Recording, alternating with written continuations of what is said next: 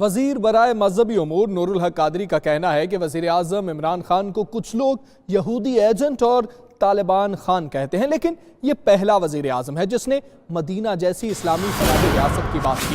اسلامی فلاحی ریاست کے بارے میں سفارشات پیش کرنا علماء کرام کا کام ہے۔ انہوں نے مزید کیا کہا، آپ بھی دیکھیے۔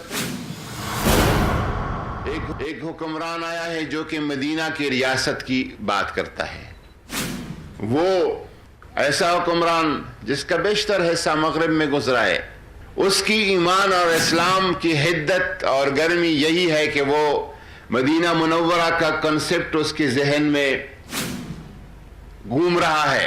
کچھ لوگ عمران خان کو طالبان خان کہتے ہیں۔ ایک انتہا وہ ہے جو کہ اس ملک کو مدر پدر آزاد ریاست اور ملک کی طرح دیکھنا چاہتی ہے۔